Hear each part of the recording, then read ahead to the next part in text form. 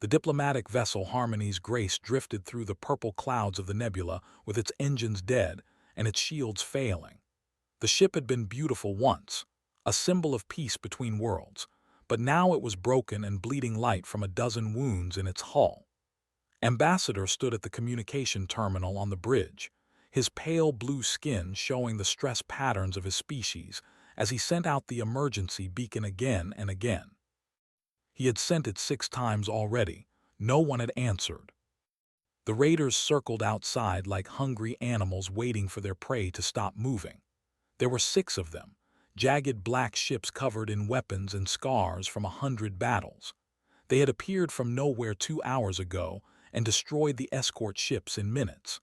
The 2 small frigates that had been protecting the Harmony's Grace were now nothing but debris floating in the nebula. Was not a soldier. He was a diplomat, trained in words and compromise and the delicate art of bringing enemies together. He had no idea how to fight. He had no idea how to save the 300 people on his ship. He pressed the transmission button again and spoke into the microphone. His voice was steady even though his hands were shaking. "This is the diplomatic cruiser Harmony's Grace. We are under attack by raiders in the nebula. Our escort has been destroyed. Our engines are disabled. We carry 300 civilians and the peace delegation for the Galactic Assembly. Any vessels in range, please respond." He released the button and waited. The bridge was silent except for the hum of failing systems and the quiet fear of his crew. They all knew the truth. No one was coming. The nearby species were too weak to challenge the stronger powers were too far away. The Galactic Assembly had ships, but they were days away at best. By the time anyone arrived, they would have already boarded the ship, killed anyone who resisted, and taken the rest as slaves. The warlord had already sent his demands: surrender or die. Those were the only choices he offered. Looked at his crew. He looked at his aide, a young woman named Solon who had only joined the diplomatic corps 6 months ago. She was trying to be brave, but he could see the fear in her eyes. She was too young to die in the cold darkness of space. They were all too young to die. He was about to send the beacon one more time when the communication terminal suddenly crackled with static. A voice came through, clear and strong, speaking in a language that the ship's translation systems quickly converted to standard. "Harmony's Grace, this is Captain Daniel of the United Earth Navy vessel Relentless. We received your distress call. Hold tight. We are 4 hours out." Stared at the terminal. He did not understand. Earth was a small world on the far edge of the galaxy, 3 days away at standard travel speeds. The humans had only been in space for about a century. They were considered primitives by most of the older species, newcomers who had barely learned to build ships that could travel between stars. "Captain," replied carefully, "we appreciate your response, but there must be an error in your calculations. Our position is deep in the nebula. Earth territory is at least 3 days from here at standard speeds." There was a pause. When the human spoke again, could hear something strange in his voice. It took him a moment to recognize it. It was confidence. Not arrogance, not boasting, just simple confidence. "We know exactly where you are, Ambassador. 4 hours. Keep your people calm and stay away from the outer sections of your ship in case they try something. We are bringing friends." The line went silent. Solon looked at with confusion on her face. "Ambassador, that is impossible. No species can travel that fast without destroying their ships. The energy requirements alone would be beyond anything we have ever measured." Shook his head slowly. "I do not know," but he sounded very certain. He turned to her with a new light in his eyes. "Contact the assembly archives. Use our emergency access codes. I want everything we have on humans, everything." Nodded and moved to her station. Her fingers danced across the controls as she accessed the secure databases that contained information on every known species in the galaxy. Most of it was simple data about biology, culture, and technology. But some species had additional files, classified files that were only available to high-ranking officials. Humans had a lot of classified files. Began reading, and as she read, her blue skin grew pale. Her stress patterns flared so bright that could see them from across the bridge. She turned to look at him, and there was something new in her eyes. It was not quite fear. It was something closer to awe. "Ambassador," she said quietly, "you need to see this." Outside the ship, the raiders continued their slow circle. Warlord sat in his command chair on the lead vessel, watching the broken ship with cruel amusement. He was in no hurry. The hunt was always more enjoyable when the prey had time to feel despair before the end. He did not know that something was coming. He did not know that somewhere in the darkness of space, engines were burning hot enough to tear holes in reality itself. He did not know that 47 ships were racing toward him at speeds that should have been impossible. He did not know about humans. But he would learn. On the Harmony's Grace, Ambassador stood beside Solon and read the classified files about the small blue planet called Earth. He read about the gravity that would crush a flat. He read about the storms that could level cities. He read about the predators and the poisons and the 1,000 ways that world tried to kill everything that lived on it. And he read about the creatures that had not only survived that world, but had conquered it. He read about humans. When he finished reading, he looked out the viewport at the circling ships. For the first time since the attack began, he felt something other than fear. He felt hope. 4 hours, he said softly. We just need to survive for 4 hours. Looked at him. Do you think they will really come? Thought about what he had just read. He thought about a species that had crawled out of the mud of a death world and reached for the stars. He thought about persistent hunters who never stopped chasing their prey. He thought about creatures who adopted predators as pets and called them friends.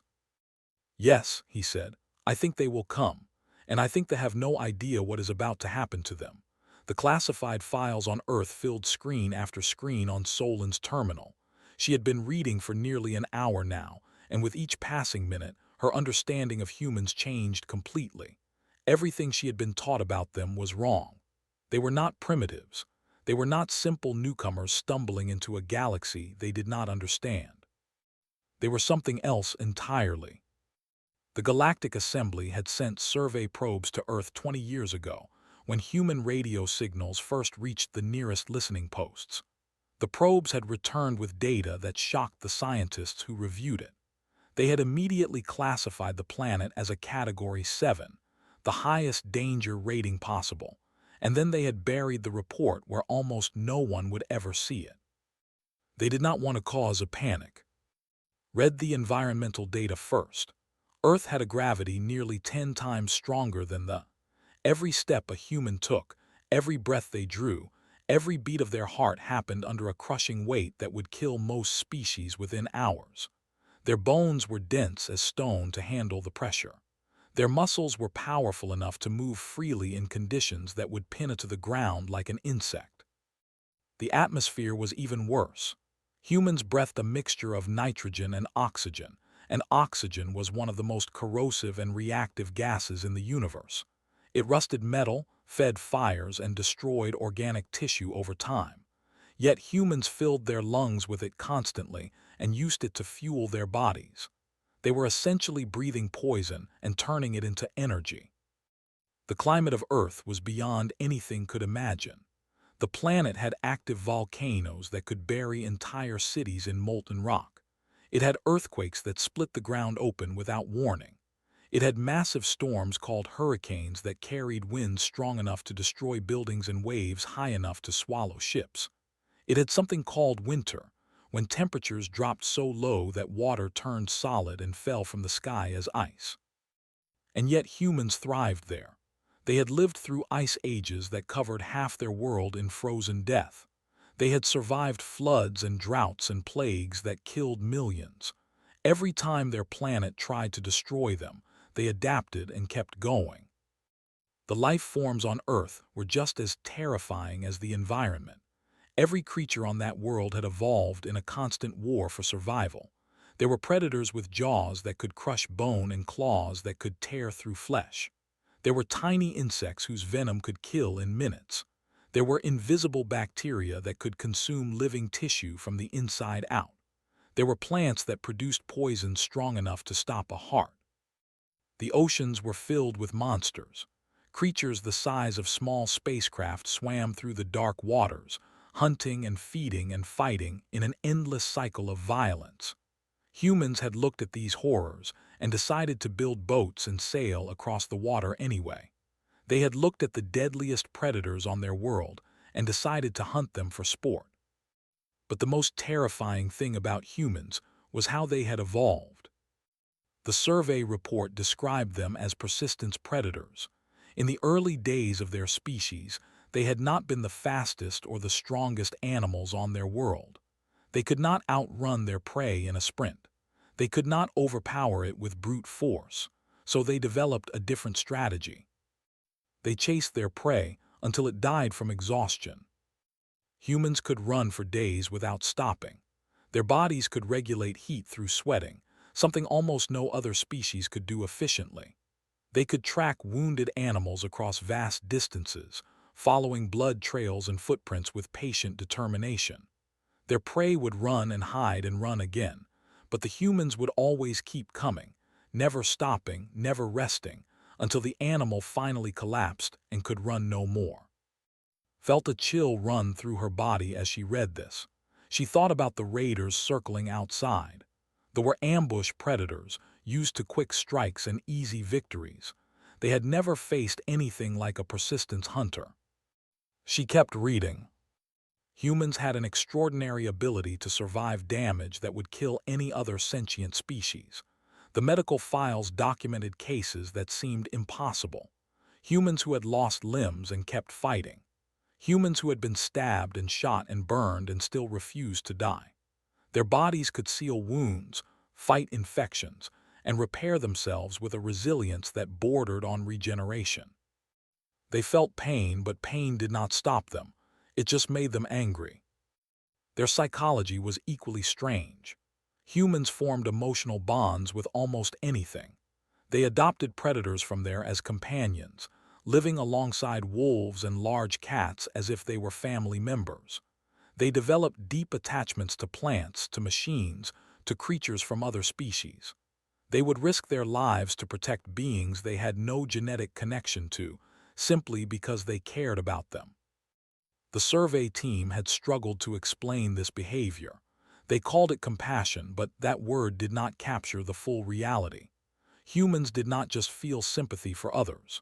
They felt a burning need to help, to protect, to save. When they saw someone in danger, something in their brain activated that demanded action. It was instinct. It was culture. It was built into the very core of what they were. Ambassador stood beside as she finished reading, his face showing the same shock she felt. He had expected to find information about a young species just learning to navigate the galaxy. Instead, he had found the most dangerous creatures he had ever heard of. Their ships, he said quietly. What about their ships? Accessed the military files. What she found there made everything else seem gentle by comparison. Human warships were not designed for defense. They were designed for destruction. Their hulls were armored with materials that they used only for planetary bunkers, metals so dense and strong that most weapons simply bounced off. Their engines burned fuel at rates that would drain most reactors in hours, but human ships carried enough power to sustain the burn for days. Their weapons were nightmares made real. They used that launched metal slugs at speeds close to the speed of light, turning simple projectiles into planet-killing weapons. They carried missiles loaded with antimatter, the most destructive substance in the universe. They had nuclear weapons, bombs that released the energy of dying stars in concentrated blasts. The Galactic Assembly had quietly agreed never to share this information with the public. They did not want anyone to know what Earth had produced. They hoped the humans would stay in their own corner of the galaxy and never cause trouble. But now a ship had called for help, and the humans had answered. Looked at Ambassador, "They are coming to save us," she said, "but what happens to the—" Thought about the arrogant raiders circling outside. He thought about Warlord, who had terrorized this sector for decades and never faced a real challenge. He thought about what would happen when persistent predators from arrived with weapons that could crack moons. "I do not think they understand what they have done," he said. "They attacked civilians. They threatened innocents. They triggered something in the humans."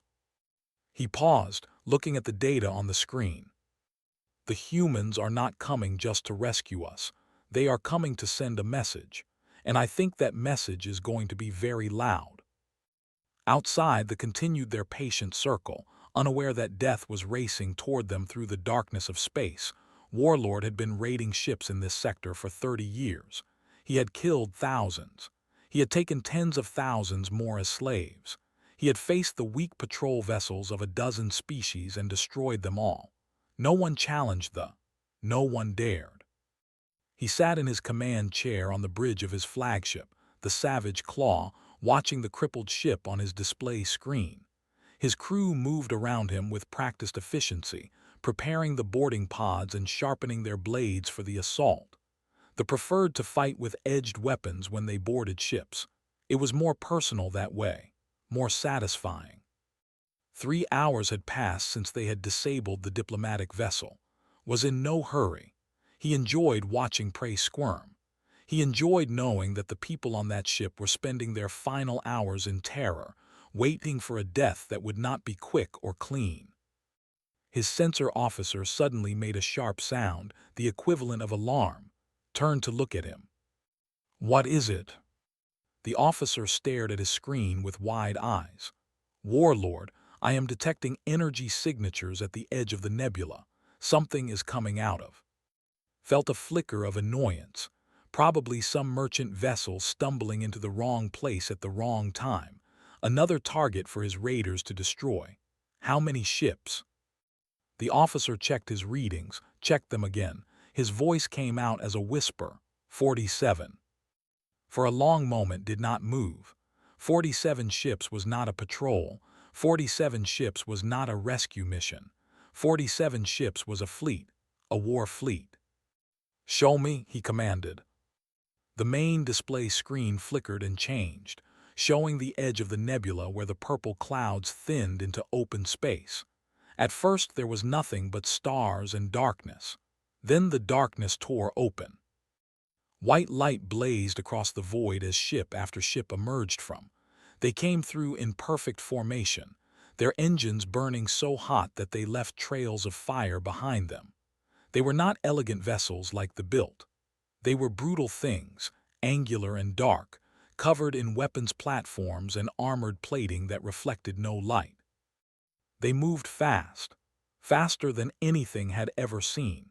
Ships that size should have taken minutes to slow down from velocities, but these vessels were already maneuvering, already spreading into attack positions, as if the laws of physics were merely suggestions to them. At the center of the formation was a monster, a ship 3 times the size of the Savage Claw, bristling with weapons that did not recognize. The words painted on its hull meant nothing to him, but his translation system converted them quickly. Relentless. The communication system crackled with an incoming transmission, accepted it automatically, still staring at the fleet that had appeared from nowhere. A human face appeared on his screen. It was a male, with weathered skin and calm eyes, wearing a uniform that spoke of military discipline. He looked at the way a predator looks at something it has not yet decided whether to kill. "Vessels," the human said. His voice was steady and cold. "This is Captain Daniel of the United Earth Navy. You are engaged in an act of piracy against a civilian diplomatic ship under the protection of the Galactic Assembly. You have 60 seconds to power down your weapons and surrender. There will be no second warning." Stared at the screen, then he laughed. It was a genuine laugh, full of amusement and contempt. Humans. He had heard of them, of course. A young species from some backwater world, barely a century into space travel. They had no experience, no reputation, no history of conquest. They were nothing. "Human," he said, baring his teeth in what passed for a smile among the, "you are very far from home. Your species is young and weak. You think your little fleet frightens me. They have ruled this sector since before your ancestors crawled out of the mud." The human's expression did not change. 50 seconds. Felt anger rising in his chest. No one spoke to a warlord this way. No one dismissed him like he was nothing. He would teach this human the price of disrespect. "You dare threaten the Dominion. We will tear your ships apart and mount your skull on my wall. We will take your crew as slaves and make them watch as we burn your worlds. We." 30 seconds. The flat interruption cut through's rage like a blade. He realized with a distant shock that the human was not afraid. There was no fear in his eyes, no tension in his voice. He was counting down as calmly as if he were waiting for a meal to finish cooking. The tactical officer spoke urgently from his station. "Warlord, their weapons are charging. I am reading energy levels beyond anything in our database. Their targeting systems have already locked onto all 6 of our vessels." Looked at his display. The human fleet had finished spreading into formation. They surrounded the ship like a protective barrier, their weapons pointed outward at the raiders. Every single gun was aimed and ready. 47 ships against 6. For just a moment, considered surrender. He had not survived 30 years of raiding by being stupid. He knew when the odds were against him. But then his pride overwhelmed his caution. They did not surrender. They did not retreat. There were warriors, and warriors died fighting. "All ships," he commanded, his voice hard with fury, "attack formation. Full power to weapons. Show these primitives what happens when you challenge the Dominion." His fleet surged forward, engines blazing, weapons charging for the assault. 6 ships against 47, racing toward a fight they could not win. On the bridge of the Relentless, Captain Daniel watched the charge. His executive officer, Commander Lisa Monroe, stood beside him with her arms crossed. "They are actually attacking," she said. There was something like disbelief in her voice. Nodded slowly. "Pride, it makes people stupid." He turned to his tactical officer. "All ships weapons free, protect the Harmony's grace, destroy anyone who threatens her." He looked back at the display, at the 6 raiders racing toward his fleet like insects flying into a fire. "Let them come," he said quietly. "Let them learn." On the Harmony's grace, Ambassador watched the 2 fleets closing on each other. His hearts were pounding. His hands were shaking. He had never witnessed a space battle before, and he was not sure he wanted to witness this one. But he could not look away. The distance between the fleets shrank rapidly. They were fast, but the humans were faster. The gap closed to weapons range, then to knife-fighting distance, then to point-blank. And then the humans opened fire. The Relentless fired first. Twin batteries mounted on its forward hull hurled slugs of depleted uranium at velocities that blurred the line between matter and energy. The projectiles crossed the gap between the fleets in less than a heartbeat, moving so fast that the sensors barely registered them before impact. The lead raider simply ceased to exist. One moment it was there, a jagged black ship full of warriors ready for battle. The next moment it was an expanding cloud of superheated debris, vaporized so completely that nothing larger than a fist remained. The slugs had hit with the force of small nuclear explosions, and the vessel had offered no more resistance than paper before a flame. The rest of the human fleet opened fire. Missiles streaked across the void in waves, their guidance systems tracking targets with cold precision. Point defense guns on the human ships swatted down incoming torpedoes like they were nothing, filling the space between the fleets with lines of tracer fire that formed a web of destruction. Plasma cannons pulsed with contained lightning, sending bolts of superheated matter burning through shields as if they did not exist. The second raider tried to evade. Its pilot was skilled, throwing the ship into a desperate spiral that would have shaken any normal pursuer. But the human missiles adjusted course instantly, their computers calculating new trajectories faster than any living mind could process. The raider died in a bloom of antimatter fire, its reactor breaching as the warheads tore through its hull. Fighter squadrons launched from the human carriers, small craft piloted by men and women who had trained in gravity wells that would crush most species. They moved through the chaos with a grace that seemed impossible, weaving between debris and weapons fire as if they had been born in the void. Lieutenant Park led his squadron toward the third raider, his fighter responding to his commands like an extension of his own body. He had grown up on Earth, in a place called Colorado where the mountains touched the sky and the air was thin enough to make lesser beings gasp for breath. He had learned to fly before he learned to drive. The zero gravity of space felt like freedom to him. He painted a target lock on the ship and squeezed the trigger. His plasma cannons carved through its shields in 2 shots, and his third shot punched straight through the engine section. The raider spun out of control, trailing fire and debris. "Splash 1, he reported calmly, moving to support Gold Squadron. On the bridge of the Savage Claw, Warlord watched his fleet die. 3 ships gone in less than 2 minutes. 3 crews, 300 warriors, erased from existence like they had never been. The humans had not even slowed down. They had not even seemed to notice the weapon's fire splashing harmlessly against their shields. His tactical officer was screaming something about energy readings and shield harmonics, but was not listening. He was staring at the display screen, watching the human fleet advance through the wreckage of his raiders like a storm sweeping across an open plain. He had made a terrible mistake.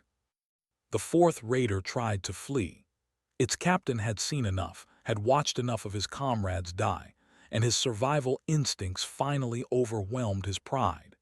He turned his ship away from the battle and pushed his engines to maximum, trying to reach the edge of the nebula where he could escape into. A human destroyer peeled away from the formation and gave chase. It caught the fleeing raider in 30 seconds, moving with an acceleration that should have its crew. The destroyer did not even bother with missiles. It simply rammed the ship at full speed, its armored prow crushing through the raider's hull like a fist through glass. Both ships tumbled through space, locked together in a death spiral. But when the debris cleared, the destroyer was still intact, damaged but functional, already turning back toward the main fleet. The ship was gutted, its interior exposed to the vacuum, its crew dead or dying in the cold. The 5th raider lasted 12 seconds longer than the 4th. Now only the Savage Claw remained. His flagship, the terror of a dozen systems, surrounded by the wreckage of his fleet and the cold eyes of 46 human warships. On the Harmony's Grace, Ambassador stood frozen at the viewport, unable to process what he had just witnessed. The most feared raiders in the sector, the ships that had plagued trade routes for generations, had been destroyed in less time than it took to eat a meal. The humans had not shown mercy. They had not shown hesitation. They had simply eliminated the threat with brutal efficiency and then stopped firing. Solon stood beside him, her pale blue skin almost white with shock. "Ambassador," she whispered, "the battle, it lasted less than 11 minutes."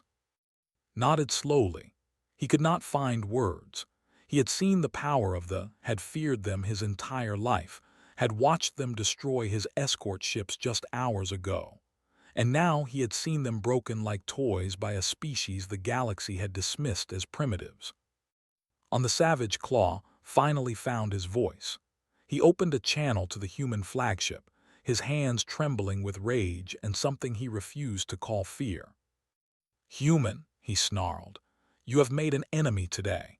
The Dominion will not forget this insult. We will gather our fleets and we will come for your worlds. We will burn your cities and enslave your people and make you pay for every warrior you killed here." Captain Daniel appeared on the screen again. His expression had not changed. He looked with the same calm patience he had shown before the battle, as if destroying 5 warships had required no more effort than brushing dust from his uniform.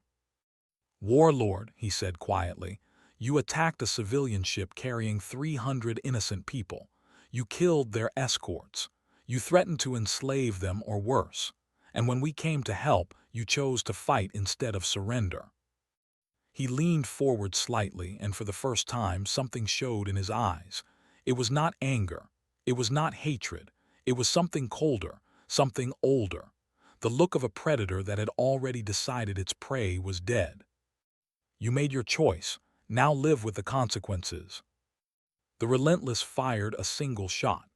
The slug crossed the distance between the ships in an instant and hit the savage claw dead center. Had 1 second to realize what was happening before his flagship split in half around him, its reactor detonating in a silent bloom of fire that lit up the nebula like a small sun. They were gone, all 6 ships, all 6 crews, erased from the universe in 11 minutes. Captain turned to Commander Monroe. "Send medical and engineering teams to the Harmony's Grace. Full support. I want those people taken care of." Monroe nodded and began issuing orders. The human fleet shifted formation, surrounding the damaged ship like a protective shell. Shuttles launched from the carriers, carrying doctors and technicians and supplies. Opened a channel to the ambassador. "Harmony's Grace, this is Relentless. Threat neutralized. We are dispatching teams to assist with repairs and treat any wounded. Is anyone injured?" There was a long pause before responded. When he spoke, his voice was hoarse. "Captain, we do not know how to thank you for what you have done." Smiled. It was a warm expression, surprisingly gentle from a man who had just ordered the destruction of 6 ships. "You called for help, Ambassador. Humans answer those calls. It is what we do." The first shuttle docked with the Harmony's Grace, and human medics poured through the airlock with equipment and kind words and hands ready to heal. Outside, the nebula slowly swallowed the debris of the fleet, leaving no trace that the battle had ever happened. The Galactic Assembly convened an emergency session 3 days after the battle in the nebula. Representatives from 42 species filled the great chamber, a vast circular room that floated at the heart of the assembly station. Light filtered through crystal walls, casting rainbow patterns across the faces of diplomats and politicians who had never agreed on anything in their lives. Today they would agree. Today they would listen. Because today, Ambassador was going to tell them the truth about humans. He stood at the central podium, looking out at the sea of alien faces. Some he recognized. The tall, thin Meridians with their silver eyes, the heavyset with their stone-like skin, the hive representatives who moved as one and spoke as many. All of them were watching him. All of them wanted to know what had happened in the nebula. Took a breath and began to speak. "3 days ago, my ship was attacked by raiders. Our escort was destroyed. Our engines were disabled. We had 300 civilians on board, including children, and we were hours away from being boarded and enslaved or killed." He paused, letting the weight of his words settle over the chamber. "I sent a distress call. I sent it knowing that no one would answer. The nearby species were too weak to challenge the assembly response fleet was days away. We had no hope." The chamber was completely silent. Every eye was fixed on. But someone answered. A human captain named Daniel heard our call from 3 days away and arrived in 4 hours. He brought 47 warships, and when they refused to surrender, he destroyed them, all of them, in 11 minutes. A ripple of sound passed through the chamber. Gasps, murmurs, disbelief, waited for it to fade before continuing. "We have studied humans for decades. We classified their world as a Category 7 and assumed they were dangerous primitives who would never amount to anything. We buried our reports about them because we did not want to cause panic. We were half right." He activated the display behind him. Images appeared, footage captured from the Harmony's Grace during and after the battle. Human medics treating wounded with gentle hands. Human engineers working alongside crews to repair damaged systems. Human soldiers standing guard with weapons that could level cities, their faces calm and their manner kind. "They are dangerous," said, more dangerous than we ever imagined. Their bodies were forged by a world that tried to kill them every single day of their existence. Their ships carry weapons that make our most powerful warheads look like toys. Their soldiers fight with a ferocity and skill that I have never seen matched. He looked around the chamber, meeting the eyes of representatives who had spent their careers dismissing humanity as irrelevant. But they did not come to conquer. They did not come to demand tribute or territory or submission. They heard that 300 strangers were in danger, strangers they had never met, strangers from a species that had never done anything for them, and they crossed half the galaxy to help. The display changed, showing Captain Daniel on the bridge of the Relentless. His face was calm, his eyes steady. He looked like a man who had done nothing more remarkable than his duty. When I asked Captain why he came, he seemed confused by the question. He said it was simply the right thing to do. He said that humans do not leave people behind when they call for help. He said it like it was obvious, like any species would do the same thing. Let out a slow breath. We would not have done the same thing. None of us would. We would have calculated the risks and the costs and the political implications, and we would have decided that 300 lives were not worth the trouble. They knew this. That is why they attacked us in the first place. They knew no one would come. He stepped away from the podium, walking closer to the assembled representatives. Humans came anyway, not because we are their allies, not because they wanted something from us, not because it served their interests. They came because they heard people screaming for help in the darkness, and something inside them demanded that they answer. The chamber was silent. The representatives stared at with expressions ranging from shock to fear to something that might have been hope. I have read every report we have on humanity. I have studied their history, their culture, their biology, and I have come to understand something that our analysts missed. The same instincts that make humans dangerous in battle also make them compassionate in peace. They evolved on a world where survival required cooperation, where the pack lived or died together. They do not see other species as competitors or prey. They see potential friends, potential family. He returned to the podium and gripped its edges. The humans have offered us an alliance. Not conquest, not domination, partnership. They want to explore with us, trade with us, stand beside us when threats arise. They are asking to be our friends. Looked out at the chamber one final time. I recommend that we accept, because I have seen what happens when humanity decides that something matters to them. I have seen how fast they move and how hard they fight. I have seen the fire in their eyes when they protect the innocent. He straightened his back and raised his chin.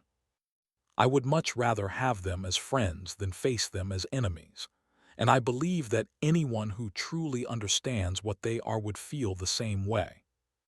The vote was held that afternoon. It passed with a majority larger than any vote in Assembly history. 6 months later, the first joint patrol fleet launched from the New Earth station orbiting Luna. Human vessels flew alongside cruisers, their crews learning to work together across the vast gulf of biology and culture. Other species sent ships as well. The Meridians contributed scouts. The sent heavy support craft. Even the Hive dispatched a carrier, a gesture of trust that would have been unthinkable a year ago. Captain Daniel stood on the observation deck of the Relentless, watching the stars streak past as the fleet entered. The purple light of distant, nebulae painted shadows across his face. He held a cup of coffee in his hands, the steam rising slowly in the recycled air. Commander Lisa Monroe joined him, carrying her own cup. She looked out at the other ships visible through the viewport, the alien designs that had once been strangers and were now becoming partners. "The Assembly is calling us the Shield of the Outer Rim," she said. "New species are applying to join the coalition every week. They say they want to be part of what we are building." Sipped his coffee and smiled. "We just answered a distress call, Lisa, nothing special."